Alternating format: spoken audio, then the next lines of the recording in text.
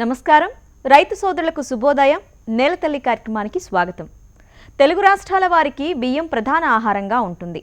ఆ విధంగానే వరి సాగు కూడా రికార్డు స్థాయిలో పండుతుంది. ఆహార విషయంలో సన్న రకం బియ్యాన్ని వినియోగదారులు ఎక్కువ ఇష్టపడతారు. ఆ క్రమంలోనే ఎన్నో హైబ్రిడ్ సన్న రకాల బియ్యం మార్కెట్లో లభిస్తున్నాయి.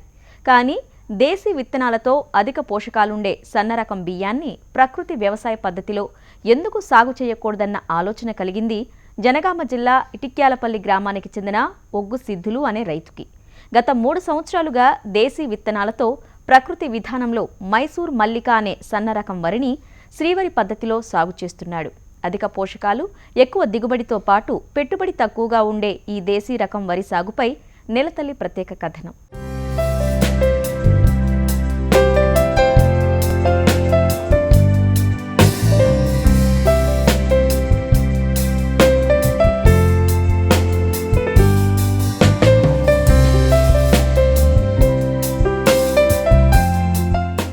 జనగాం జిల్లా ఇటిక్యాల గ్రామానికి చెందిన ఒగ్గు సిద్ధులు 3 సంవత్సరాలుగా ప్రకృతి వ్యవసాయం చేస్తున్నాడు. మొదట బీపీటీ, బాస్మతి వంటి వరి సాగు చేసి క్రమంగా 50 రకాల దేశీ విత్తనాలతో ప్రకృతి విధానంలో సాగు చేస్తున్నాడు. ఇప్పుడున్న మార్కెట్లో వినియోగదారులంతా సన్నబియ్యం వైపు మొగ్గు చూపుతుండడంతో దాన్ని అనుసరించి దేశీ రకాలతో అత్యంత సన్న రకమైన మైసూరు మల్లిక రకాన్ని శ్రీవరి పద్ధతిలో సాగు చేస్తున్నాడు.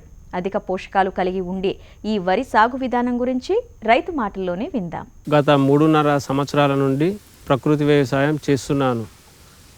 ఈ ప్రకృతి వ్యవసాయంలో భాగంగా నేను మొదటి సంవత్సరం బీపీటీ వరి సాగు చేశాను. అయితే మనం చేసేది ప్రకృతి వ్యవసాయం. దీనికి తగినట్టు మనం దేశవాళీ విత్తనాలను ఎంచుకోవాలనే సదుద్దేశంతో 2వ సంవత్సరం 13 రకాల దేశీ విత్తనాలను ఎంచుకొని సాగు చేశాను. ఆ 13 దేశీ విత్తనాలకు చీడపీడలు తక్కువ ఉన్నాయి, ప్లస్ దిగుబడి కూడా చాలా బాగుంది. అదే అనుభవంతో 3వ సంవత్సరం 50 రకాల దేశీ విత్తనాలు సాగు చేశాను. అందులో భాగంగా బ్లాక్ రైసు, రెడ్ రైసు, రక్తశాలి, ఇలా రకరకాల వెరైటీసు నేను సాగు చేశాను. ఇందులో కొన్ని సెంటెడ్ వెరైటీసు, ఇంకా కొన్ని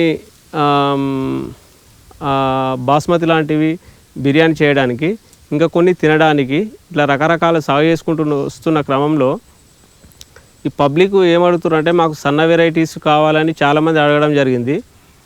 మరి ఏ విధంగా చేయాలి? ఇప్పుడు దేశవాళీ విత్తనాల చాలా వరకు ఒక 90% వరకు దొడ్డు రకాలే ఉన్నాయి. దాంట్లో వెతకంగా కొన్ని రకాలు సన్న రకాలు ఉన్నాయి. ఆ సన్న రకాలను సేకరించి వాటిని ఈ సంవత్సరం సాగు చేస్తున్నాము. అందులో భాగంగా ఈ సంవత్సరం ఏంటంటే మైసూరు మల్లిక అనే సన్న వెరైటీని సాగు చేయడం జరిగింది. ఇది ఎలా ఉంటుందంటే సోనా మసూరి కంటే ఇంకా సన్న రకము. ఇది మంచి వెరైటీ, అందుకోసమే దీన్ని సాగు చేస్తున్నాను. ఇది ఎలా ఉంటుందంటే 135 రోజుల పంటకాలము. ఇది ఒక 3 అడుగుల కంటే ఎక్కువ హైటు రాదు. ఈ సంవత్సరం వర్షాలు బాగా వచ్చి బీభత్సమైన ఈదురుగాలులు వచ్చాయి. అయినా కూడా ఇది తక్కువ ఎత్తు ఉండడం వల్ల ఇది పడిపోలేదు. పంట బాగుంది. ఇది ఎలా సాగు చేశామంటే మొదటగా నారు పోసిన తర్వాత 15 రోజులకు శ్రీ పద్ధతిలో సాగు చేశాను. ఒక ఎకరాకు 2 కేజీల విత్తనాలు పోసాను. దీన్ని 15 రోజులకు నాటు పెట్టాము. నాటు పెట్టిన దగ్గర నుండి నీమాస్త్రం, బ్రహ్మాస్త్రం, ఇలా కషాయాలు వాడుకుంటూ పోయినాం. ఇందులో భాగంగా మన చింతల వెంకటరెడ్డి ఫార్ములాతో మట్టి ద్రావణం స్ప్రే చేసుకుంటూ పోయాము.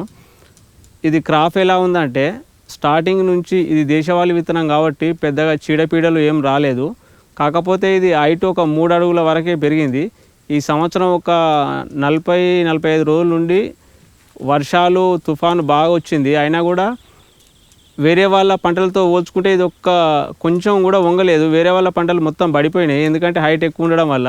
ఈ మైసూరు మల్లిక అలాంటిది ఏం జరగలేదు. హైట్ తక్కువ ఉంది కాబట్టి పడిపోలేదు. సన్న రకాలలో పోలిస్తే చాలామంది మన సోనా మసూరి బియ్యం గురించి వెతుకుతుంటారు.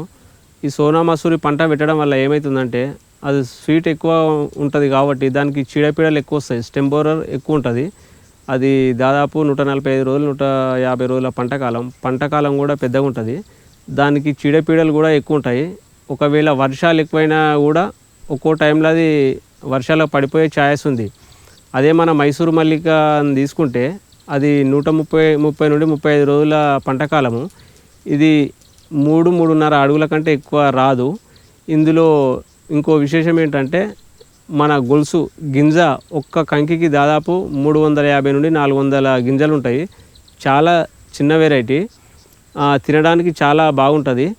ఇది ఎలా చేసామంటే 15 రోజులకు నాటు వేసిన తర్వాత ప్రతి 15 రోజులకు ఒకసారి జీవామృతం వేసినాము. ఒక 10 రోజులకు ఒకసారి మట్టిని స్ప్రే చేసినాము. ప్రతి వారానికి ఒకసారి వీడింగ్ చేయడం వల్ల పిలక శాతం కూడా ఎక్కువ వచ్చింది. ఈ పిలక శాతం ఎక్కువ రావడం వల్ల మనకు ఆటోమేటిక్గా గింజలు ఈ గొలుసు శాతం ఎక్కువ పెరుగుతుంది. ఈ మైసూరు మల్లికకు ఒక కంకికి 400 నుండి 450 గొలుసు గింజలు వస్తుంటాయి. అదే వేరే పంటతో పోలిస్తే ఇవి ఎక్కువ గింజలనే మనం అనుకోవచ్చు. మళ్ళీ ఇది సన్న వెరైటీ. ఈ గింజలు ఎక్కువ రావడం వల్ల ఈ పిలకలు ఎక్కువ శ్రీ పద్ధతిలో పిలకలు ఎక్కువ రావడం వల్ల మనకు దిగుబడి ఎక్కువ వస్తుంది. ఈ దిగుబడి ఎక్కువ రావడం వల్ల మనకు రైతుకు ఆదాయం. అదే కెమికల్లో చాలా బస్తాల దిగుబడి వచ్చినట్టు అనిపిస్తుంది, కానీ దాన్ని తూకం వేసేసరికి పెద్దగా అదేముండదు. అదే మన ప్రకృతి వ్యవసాయంలో మాత్రము తూకం ఎక్కువ వస్తుంది. దానివల్ల దిగుబడి పెరిగి రైతుకు ఆదాయం ఎక్కువ అవుతుంది. ఎస్ఆర్ఐ పద్ధతిలో శ్రీ పద్ధతిలో సాగు చేశాను. శ్రీ పద్ధతి అంటేనే నీటి శాతం తక్కువతో చేయడం పంట. ఇది శ్రీ పద్ధతి అంటే ఇది ఎట్లా చేశామంటే అందరూ వేరే పద్ధతిలో మామూలు పద్ధతులను అయితే నెల రోజులకు నాటేస్తారు. నీళ్ళు ఒక 2-3 ఇంచుల నీళ్లు పెడతారు. అదే మన శ్రీ పద్ధతిలో అయితే 15 రోజులకే నాటు పెట్టాలి. ఈ 15 రోజులకు నాటు పెట్టడం వల్ల పిలక శాతం ఎక్కువ వస్తుంది. మళ్ళీ దీనికి నీళ్లు కూడా అవసరం లేదు, తక్కువ నీళ్ళు తడి ఉండేటట్టు నీళ్లు పెట్టాలి. ఈ నీళ్లు తక్కువ పెట్టడం వల్ల ఏంటంటే మన చేనుకు చీడపీడలు చాలా తక్కువ ఉంటాయి. అదేలాగంటే ఈ బురద ఎక్కువ ఉండడం వల్ల ఆ దోమలు వచ్చి ఈ నీళ్ళ మీద గుడ్లు పెట్టి ఇక్కడనే పిల్లలు చేస్తాయి. అదే ఇది మన శ్రీ పద్ధతిలో అయితే నీరు తక్కువ పెడతాం కాబట్టి దోమ కూడా తక్కువ ఉంటుంది.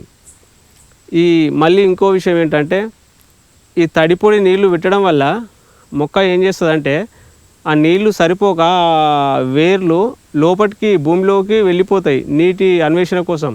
ఆ విధంగా చేయడం వల్ల మొక్క అనేది చాలా స్ట్రాంగ్ అవుతుంది, పిలకలు ఎక్కువ వస్తాయి. మైసూరు మల్లిక వేరే రకాలతో పోల్చుకుంటే అధికమైన సన్నగింజ రకము. మనం శ్రీ పద్ధతిలో సాగు చేయడం వల్ల పిలకలు ఎక్కువ వచ్చినాయి. ఇందులో ముఖ్యంగా మనం గమనించవలసిన విషయం ఏంటంటే ఆకు దొడ్డుగా ఉంటుంది, వెడల్పుగా ఉంటుంది. ఈ ఆకు దొడ్డుగా గరుకుగా ఉండడం వల్ల దోమ శాతం కూడా తగ్గుతుంది. ఈ దోమ శాతం తగ్గింది అంటే మనకు దాదాపు స్టెంబోరరు ఈ దోమలు ఇవన్నీ ఏం రాకుంటే మనకు దిగుబడి కూడా ఎక్కువ రావడానికి అవకాశం ఉంది. ఇందులో భాగంగా నేను ఈ మైసూరు మల్లిక మీద ఏంటంటే కింద జీవామృతం వేసిన, పైపాటుగా మాత్రం సివిఆర్ పద్ధతిలో మట్టి ద్రావణం ప్రతి 10 రోజులకు ఒకసారి స్ప్రే చేసుకుంటా పోయినా. అధిక రసాయనాలు వాడి సాగు చేయడంతో పెట్టుబడులు పెరిగి ఆశించిన స్థాయిలో దిగుబడి రాక రైతులు తీవ్ర నష్టాలను చవిచూస్తున్నారు. ప్రకృతి విధానంలో అయితే తక్కువ నీటి వినియోగం, ఎక్కువ దిగుబడితో పాటు పెట్టుబడి కూడా తక్కువ స్థాయిలో ఉంటుంది. ఆ విధంగా రైతు ఒగ్గు సిద్ధులు శ్రీవరి విధానంలో మైసూరు మల్లిక రకాన్ని సాగు చేస్తున్నాడు. ఈ వరిలో వాతావరణంలో వచ్చే మార్పులను తట్టుకునే శక్తి ఉంటూ అధిక దిగుబడి ఇస్తుందని అంటున్నాడు. మరి ఈ రైతు అవలంబిస్తున్న శ్రీవరి సాగు విధానం ఎలా ఉంటుంది? ఈ దేశీ రకం వరి సాగులో తీసుకోవాల్సిన జాగ్రత్తలేంటి? ఆ వివరాలు ఇప్పుడు చూద్దాం. మైసూరు మల్లిక సాగు చేస్తున్నప్పుడు ఇందులో మనం సివిఆర్ పద్ధతిలో చేయాలనే ఉద్దేశంతో నేను ఏం చేసిన అంటే సివిఆర్ పద్ధతిలో చేయడం వల్ల మనకు విటమిన్ ఏ అండ్ సి అందులో వస్తుంది. దానికోసం నేను ఏం చేశానంటే ఈ విటమిన్ ఏ అండ్ సి కోసము లోపలి మట్టి, పై మట్టి, ఈ చీడపీడలకైతేనేమో లోపలి మట్టి ఒక 2-3 అడుగుల లోపలి మట్టి, అదే మనకు పోషకాలు కావాలంటే ఏమున్నా ఒక 9-10 అంగుళాల పైనే పోషకాలు మొత్తం ఉంటాయి. ఇందులో ఒక 200 లీటర్ల నీటికి ఒక 30-40 కేజీల మట్టి వేసి అది మనం వరిపై పిచికారి చేస్తే ఏమన్నా పురుగులున్నా కూడా మట్టిని తినవు. ఒకవేళ తిన్నా కూడా ఈ మట్టిని అరిగించుకోవడానికి వాటికి శక్తి లేదు, అలా కూడా చనిపోతాయి. ఆ విధంగా చనిపోయిన క్రమంలో కూడా మనకు దిగుబడి పెరుగుతుంది. సోనా మసూరి వేసినప్పుడు ప్రతి ఒక 15 రోజులకు ఒకసారి మన కెమికల్ కొట్టవలసి వచ్చేది. అదే ఇప్పుడు ప్రకృతి వ్యవసాయంలో ఈ మన దేశీ విత్తనం మైసూరు మల్లిక సన్న వెరైటీ వేయడం వల్ల దాదాపు చీడపీడలు రాలేదనే చెప్పాలి. ఒకవేళ చీడపీడలు వచ్చినా కానీ మనకు నీమాస్త్రం, అగ్న్యాస్త్రం, బ్రహ్మాస్త్రం, దశపరి కషాయం ఇవన్నీ ఉన్నాయి. ఇవి కాకుండా మనకు ఇంకా చాలా ఈజీగా ప్రాసెస్ కావాలంటే మన సివిఆర్ పద్ధతిలో మట్టి ద్రావణంతో స్ప్రే చేయడం వల్ల ఏ విధమైన చీడపీడలు రావు. మనం కెమికల్ రైతుతో పోల్చి చూస్తే మాత్రం కెమికల్ చేసే వాళ్ళు ఏం చేస్తారంటే ఒక 25 నుండి 30 కేజీల ఒడ్లు నానబోసి వాళ్ళు ఒక ఎకరం నాటు పెడితే వాళ్ళకు ఒక 25 నుండి 30 బస్తాలు రావాలంటే గగనం. అదే మన ప్రకృతి వ్యవసాయంలో ఎస్ఆర్ఐ పద్ధతిలో శ్రీ పద్ధతిలో అయితే మనకు ఒక 2 కేజీల వడ్లు అయితే చాలా ఈజీగా సరిపోతాయి. మనకు అంత 20-30 కేజీలు పోసుకోవాల్సిన అవసరం కూడా లేదు. మళ్ళీ పని వాళ్ళు కూడా తక్కువ పడతారు, చీడపీడలు కూడా తక్కువ వస్తాయి. వాళ్ళు 30 కిలోల వడ్లు పోసి 30 బస్తాలు తేలేకపోతున్న టైంలో మనం కేవలం 2 కేజీల వడ్లు పోసి మాత్రమే మనం దాదాపు 40 బస్తాల దిగుబడి తీస్తున్నాం. 40 బస్తాలు అంటే ఒక బస్తా 70 కేజీలు ఉంటుంది. ఇప్పుడు నాకు మైసూరు మల్లిక దాదాపు 40 బస్తాల చిల్లర దిగుబడి వచ్చే అవకాశం ఉంది. మనం ఏదైనా ఒక ఫంక్షన్కి పోతే అక్కడ ఒక 50% ఆహారం వృధాగా పోతుంది. ఎందుకంటే ఒకప్పుడు మన చిన్నతనంలో ఏంటంటే సహపంక్తి భోజనం చేసేవాళ్ళు. వాళ్ళు ఏం చేసేదంటే ప్రతి ఒక 2-3 నిమిషాలకు వచ్చి ఇక అన్నం వేసుకో అని వాళ్ళు చెప్పేవాళ్ళు. ఈ రోజుల్లో ఏమైందంటే బఫే సిస్టమ్ అయిపోయింది. ఎవరికి ఇష్టం వచ్చినట్టు వాళ్ళు వేసుకొని దాని ఆహారాన్ని మొత్తం వృధా చేస్తుర్రు. ఏదో వాళ్ళకి తెలియదు కాబట్టి ఆహారాన్ని వృధా చేస్తుర్రు అని అనుకుందాం. మరి రైతులకు ఎందుకు తెలియదు? రైతులు ఏం చేస్తుర్రు అంటే విచ్చలవిడిగా అంటే 25 నుండి 30 కేజీలు ఒక ఎకరానికి వడ్లు పోసి ఒక్కొక్క దగ్గర 8 నుండి 10 మొక్కలు పెట్టడం జరుగుతుంది. ఆ విధంగా ఏమవుతుంది, ఎకరానికి 20 నుండి 30 కేజీల ధాన్యం వృధా అవుతుంది. అదే ప్రకృతి వ్యవసాయంలో శ్రీ పద్ధతిలో అయితే కేవలం ఒక 2 కేజీలతోని ఒక ఎకరాకు సరిపడా మొలక ధాన్యం మనకు వస్తుంది. వాళ్ళకంటే ఇప్పుడు అలా చేసే వాళ్ళకంటే మనకు పని తక్కువ ఉంటుంది, లేబర్ తక్కువ పడతారు, శ్రమ తక్కువ ఉంటుంది, ఎక్కువ ఆదాయం రావడానికి ఆస్కారం ఉంటుంది. వాళ్ళకు దాదాపు మామూలు పద్ధతిలో అయితే ఒక 25-30 బస్తాలు వచ్చే క్రమంలో మనకు ఒక దాదాపు 40 బస్తాల పైనే వస్తుంది. నేను ఈ ప్రకృతి వ్యవసాయం చేస్తున్న 3.5 సంవత్సరాలలో గమనించే విషయం ఏంటంటే చాలామంది పబ్లిక్ ఏమడిగారంటే మాకు సన్న వెరైటీస్ కావాలని అడిగారు. నేను ఒక 10-12 వెరైటీసు సేకరించిన. అందులో భాగంగా ఇది మైసూరు మల్లిక ఎలా ఉంటుందంటే మన సోనా మసూరు కంటే ఎక్కువ దిగుబడి వస్తుంది, చీడపీడలు తక్కువ, ఏదైనా గాలి వీధురు గాలులు వచ్చినా వర్షాలు వచ్చినా తట్టుకునే శక్తి ఉంది. రెండో విషయం ఏంటంటే ఇది చాలా రుచికరంగా ఉంటుంది. నేను ఈ 3.5 సంవత్సరాల నుంచి వెతకంగా ఇది ఒక మంచి వెరైటీ నాకు దొరికింది. ఇది మనం ఏం చేయాలంటే వరి కోసిన తర్వాత అప్పుడే బియ్యం ఆడించకుండా ఒక 2-3 నెలలు పక్కన పెట్టి 2-3 వర్షాలు పడ్డ తర్వాత అది మిల్లింగ్ చేస్తే ఏ నూకలు లేకుండా మంచి బియ్యం వచ్చే అవకాశం ఉంది. మైసూరు మల్లిక గురించి మాట్లాడుకున్నాం కదా, ఇప్పుడు ప్రత్యక్షంగా చూద్దాం. ఇక ఒక మొక్కను కనుక తీసుకుంటే మనం వేరే పద్ధతిలో తీసుకుంటే ఒక 7-8 కర్రలు పెట్టవలసి ఉంటుంది, మొక్కలు పెట్టవలసి ఉంటుంది. ఇది మనం ఒక్క మొక్క పెడితే మనకు దాదాపు 35 నుండి 40 పిలకల వరకు వస్తాయి. మనం ఈ శ్రీ పద్ధతిలో సాగు చేయడం వల్ల ఏంటంటే వేర్వే వస్తాయి. ఇక్కడ మనం చూస్తున్నాం వేర్లు చాలా లోపడి పోతుంది. ఈ లోపడి పోయినప్పుడు ఏమవుతుందంటే ఎక్కువ పిలకలు రావడానికి ఛాయిస్ ఉంటుంది. మళ్ళీ ఈ వేరు శాతం లోపడి పోవడం వల్ల ఈ మొక్క చాలా స్ట్రాంగ్ ఉంటుంది. ఎస్ఆర్ఐ పద్ధతిలో వరి పెట్టడం వల్ల ఒక మొక్క మాత్రమే నాటుతాము. ఈ మొక్కకు మనకు 30-40 పిలకలు వస్తుంటాయి. ఈ మనం ఎస్ఆర్ఐ పద్ధతి అంటేనే నీటి శాతం తక్కువ. ఇక్కడ చూడండి, మనం నీటి శాతం తక్కువ పెట్టడం వల్ల ఈ వేరు వ్యవస్థ మొత్తం లోపలికి వెళ్ళిపోయింది. ఈ లోపలికి వెళ్ళిపోవడం వల్ల మొక్క అనేది చాలా స్ట్రాంగ్ ఉంటుంది. ఈ స్ట్రాంగ్ ఉండడం వల్ల ఈ తుఫాన్లు కానీ వీధురుగాలకు కానీ ఇది పడిపోయే అవకాశం అయితే లేదు. ఇలాంటప్పుడు మనకు వరి పడిపోయినప్పుడు వర్షాకాలం ముఖ్యంగా జరిగే సమస్య నష్టాలు ఏంటంటే వరి పడిపోయి ఇట్లే ఒక వారం 10 రోజులు అట్లే వర్షాలు వచ్చినప్పుడు ఏమవుతుందంటే ఈ అయిన గొలుసు మొత్తం ఈ కంకి మొత్తం కింద పడి ఇవన్నీ మొలకలు వచ్చి పంట దెబ్బతినే అవకాశం ఉంది. ఈ పంటలో అయితే ఇది ఎక్కువ ఎత్తు లేదు, ఒక 3 అడుగుల కంటే ఎత్తు లేదు. ఎస్ఆర్ఐ పద్ధతిలో చేసినాం కాబట్టి వేరు వ్యవస్థ చాలా బలిష్టంగా ఉంది. ఇక చూడండి నీళ్ళు అసలు పెట్టి వదిలిపెట్టినాం, తడి పొడి మాత్రమే చేసినాం. అదే ఎక్కువ పెడితే మాత్రం ఏ పంట అయినా పడిపోతుంది, రైతుకు నష్టమైతే వస్తుంది. మామూలు విత్తనాలతో పోల్చితే దేశీ రకం విత్తనాలలో చీడపీడలను తట్టుకునే శక్తి ఎక్కువగా ఉంటుంది. ఈ మైసూరు మల్లిక వరిలో విత్తనాలు వేసిన తరువాత పిలకలు అధిక మొత్తంలో రావడంతో మంచి దిగుబడి వస్తుందని రైతు ఒగ్గు సిద్ధులు అంటున్నాడు.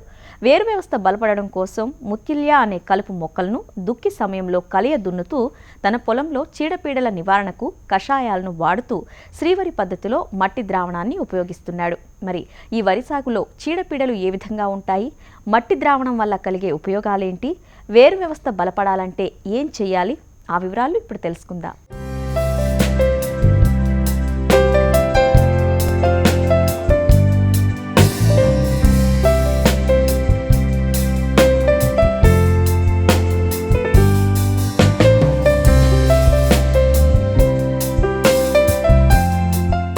ప్రకృతి వ్యవసాయంలో దిగుబడి తీయడం ఒక ఎత్తు, దాన్ని ఆ పండిన ధాన్యాన్ని మార్కెట్ చేయడం ఇంకో ఎత్తు.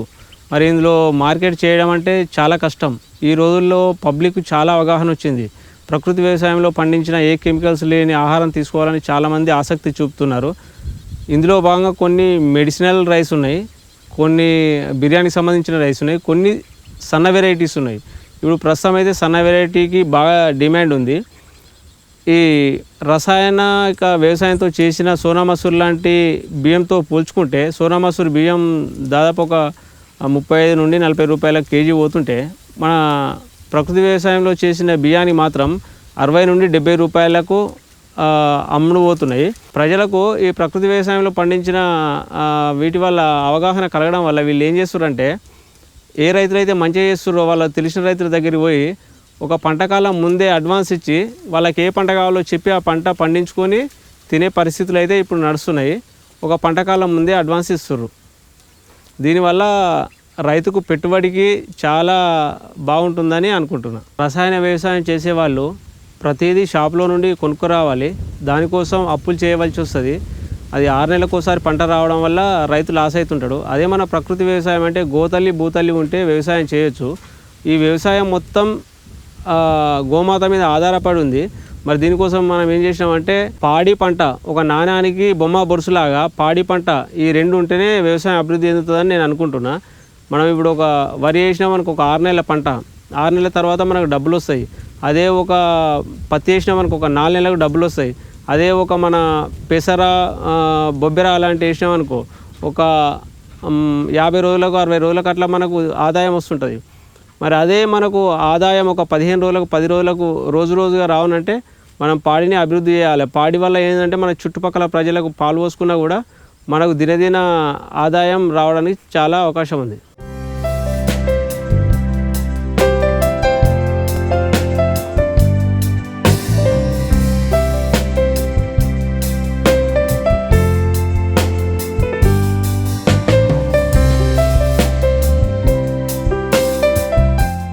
వ్యవసాయంలో లాభాలు తెచ్చిపెట్టడంలో పాడి పశువులది కీలక పాత్ర. ప్రకృతి వ్యవసాయంలో భాగమైన దేశీ ఆవులు రైతులకు అదనపు ఆదాయ వనరుగా ఉపయోగపడతాయి. దేశీ ఆవుల విసర్జకాలు పంట పొలాలకు జీవామృతం, ఘనజీవామృతాల రూపంలో ఎరువులుగా కూడా వాడతారు. రైతు ఒగ్గు సిద్ధులు తన పొలంలో పాడి పశువులతో సమగ్ర వ్యవసాయం చేస్తూ వాటి పోషణ కోసం అధిక పోషకాలు కలిగి ఉండే సూపర్ నేపియర్ గ్రాసాన్ని సాగు చేస్తున్నాడు. వ్యవసాయంలో పశుపోషణ వల్ల రైతులకు కలిగే లాభాలేంటి, పాల దిగుబడికి సూపర్ నేపియర్ గ్రాసం వల్ల కలిగే ఉపయోగాలను ఇప్పుడు తెలుసుకుందాం. మనం ఆవులను గేదెలను పెంచాలంటే ఏం చేస్తాం, మనం మామూలుగా గడ్డి మేపుకొని వచ్చి మనం పాలు తీస్తుంటాం. దానివల్ల మనకు పాల ఉత్పత్తి ఎక్కువ కాదు. మరి దీనికోసం మనం ఏం చేస్తున్నాం అంటే సూపర్ నేపియర్ అనే వెరైటీ. ఇప్పుడు వేరే గ్రాసాలతో మనం పోల్చుకుంటే ఏముంటుందంటే ఎండాకాలం వానాకాలం బాగానే పెరుగుతుంది. అదే చలికాలం వచ్చే వరకు ఏమవుతుందంటే గడ్డి అనేది పెరగదు, అదే విధంగా ఉండిపోదు, నిలబడిపోతుంది, గడ్డి పెరగదు. అప్పుడు మనకి ఏం చేస్తుందంటే గడ్డి గ్రాసం తగ్గుతుంటుంది. ఆ గడ్డి తగిన కొద్దిగా మనం పశువులకు చాలా గడ్డి తక్కువ వేస్తుంటాం. ఆ విధంగా మనకు పాల దిగుబడి తగ్గుతుంటుంది. అదే సూపర్ నేపియర్ ఎలా ఉంటుందంటే వానకాలమైన చలికాలమైన ఏ కాలమైనా మనకు దాదాపు 18 ఫీట్ల దాకా పెరిగే అవకాశం ఉంది. ఇది చాలా తీపిగా ఉంటుంది. ఏ పశువుకి వేసినా ఒక్క ముక్క పోకుండా తింటుంది. ఈ సూపర్ నేపియర్ వేయడం వల్ల ఫ్యాట్ కూడా పెరగడం నేను గమనించిన. పాడి కోసం మన రైతులు ఏం చేస్తారంటే పూర్వకాలంలో నువ్వులు పట్టిస్తే దానికి వచ్చే చెక్కను పల్లీలు పట్టించిన దాని చెక్కను మా ఏరియాలో మా ప్రాంతంలో మాత్రం పిట్టు అనేది దాన్ని పశువులో పెట్టేది. అప్పుడు మనం నువ్వు చేను మీద కూడా పత్తి చేను మీద కూడా ఏం కెమికల్స్ కొట్టపోయేది. ఈ టైంలో ఏం చేస్తున్నాం అంటే ప్రతి దాని మీద కెమికల్స్ కొట్టడం వల్ల వీళ్ళు పత్తి పిండి ఈ పిండి ఆ పిండి అని తెచ్చి పెట్టడం వల్ల మన పశువులు కూడా అనారోగ్యాలకు గురవుతున్నాయి. మరి ఇప్పుడు మనం ఏం చేస్తున్నామంటే ఆర్గానిక్ పద్ధతిలో మనం సూపర్ నేపియర్ పెంచుతున్నాం. సూపర్ నేపియర్ చలికాలం కూడా అదే లెవెల్లో పెరుగుతుంది. ఇది మనం పశువులకు వేయడం వల్ల పశువులు చాలా బలిష్టంగా ఉంటాయి. మనకి ఇప్పుడు పాల దిగుబడి కూడా ఎక్కువ అవుతుంది. ఈ పాలల్లో ఫ్యాట్ కంటెంట్ కూడా ఎక్కువ పెరుగుతుంది. ఈ రైతుకు చాలా ఆదాయం ఉంటుంది.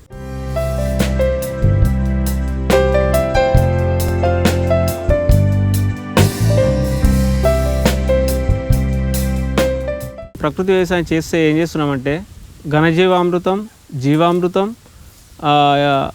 పేడ ఇవన్నీ వేసి నారు వస్తున్నాం.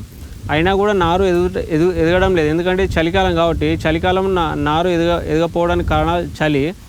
మరి ఎదగానంటే పూర్వకాలంలో ఏం చేసేవాళ్ళంటే సీతాఫలం, కానుగ, వాటితో పాటు ముత్పులిగం, ఇప్పుడు మనం చూస్తున్నది ముత్పులిగం ఆకంటారు. ఈ మూడింటిని తెచ్చి ఏం చేసేదంటే పొలంలో పేడతో పాటు ఇది వేసేవాళ్ళు. ఇది వేసి నారు వేయడం వల్ల ఒక్క గింజ పోకుండా ప్రతి ఒక్క గింజ మొలిచేది, ఎక్కువ మొలుపు వచ్చేది. వాటితో పాటు ఈ నారు చాలా తొందరగా మనకు గ్రోత్ వచ్చేది. ఇది రావడం వల్ల మనం తొందరగా నాట్లు వేసుకోవడం వల్ల మనకు రైతుకి ఎక్కువ ఆదాయం ఉంటుంది. ఇది మన పూర్వకాలం నుండి మనం చూస్తున్నది. కాకపోతే ఈ మధ్య కనుమరుగైంది. దీన్ని ముత్పులుగం అంటారు. ఇది వరి నాటు పెట్టే ముందు కూడా మనం దమ్ము చేస్తుంటే ఇది మనకు వీలైనంత వరకు వరి పొలంలో వేసి దీన్ని దున్ని వరి నాటేసేవాళ్ళు. దీనివల్ల ఎక్కువ దిగుబడి వచ్చి రావడం జరిగేది. ప్రకృతి వ్యవసాయం అంటేనే పాత పద్ధతులు అన్నీ మళ్ళీ తిరిగి మనం వాటిని అన్నీ ఉపయోగించుకుంటున్నాము. అదేవిధంగా ఈ ముత్పులిగం దాదాపు 100% పూర్వకాలంలో అందరూ ఉపయోగించేవాళ్ళు. ఈ మధ్యకాలం మన వ్యవసాయ క్షేత్ర పరిసర ప్రాంతాలలో ఇది చాలా వరకు ఉంది. కాకపోతే దీని విలువలు ఎవరికి తెలియకపోవడం వల్ల దీన్ని వాడట్లేదు. ఇది మంచి పోషకాలు అందించే మొక్క. ఇది మన వ్యవసాయ క్షేత్రంలో చాలా అన్ని పొలాల్లో దాదాపు ఉంటుంది. ఇది మన వ్యవసాయ క్షేత్ర పరిసర ప్రాంతాలలో ఈ ముత్పులుగం ఒకటే కాక చాలా రకరకాల చెట్లు మనం పిచ్చి మొక్కలు అనుకునేటివి ఉంటాయి. వాటి విలువ మనకు తెలియదు. తెలుసుకొని వాటితో వ్యవసాయం చేస్తే రైతుకు ఎక్కువ ఆదాయం వచ్చే ఛాయిస్ ఉంది.